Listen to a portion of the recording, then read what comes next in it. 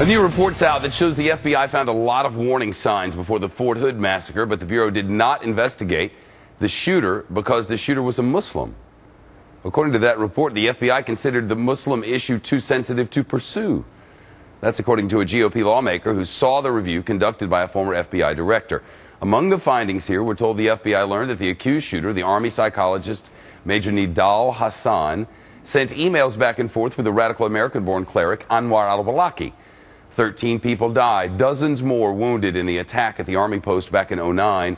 A judge recently delayed the shooting suspect's court-martial until next month. Catherine Herridge is live in Washington this afternoon. A whole lot of disconnects here, Kat.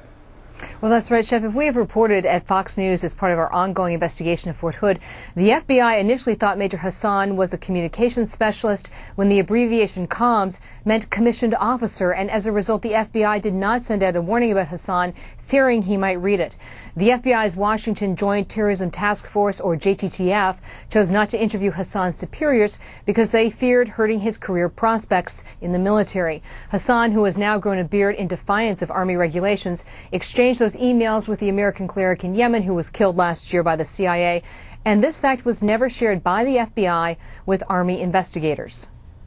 I believe the FBI, through their Joint Terrorism Task Forces, had information about Mr. Hassan, Major Hassan's communications with Mr. Awlaki in Yemen, perhaps the #1 terrorist next to bin Laden, specific communications that should have put them on high alert.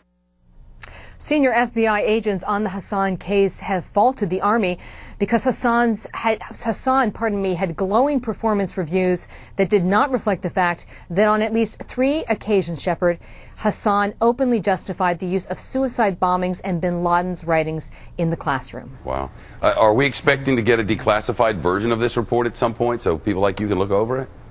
Well, we are. The federal law enforcement source told Fox within the last hour that the FBI wants to push out a declassified version of the Fort Hood report by the end of the week, and it could actually come as early as today. Members of Congress who have oversight of the Bureau are also calling for an immediate release.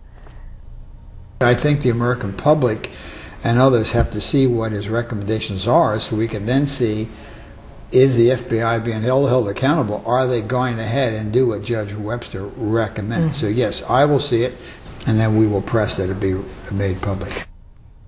Fox News was first to report last week that the report contains 18 formal recommendations. The key here is how many of those recommendations are already in place by the FBI, because the Webster report was more than 2 years in the making, Shepard. Catherine Herridge in Washington. Catherine, thank you. You're welcome. The troubled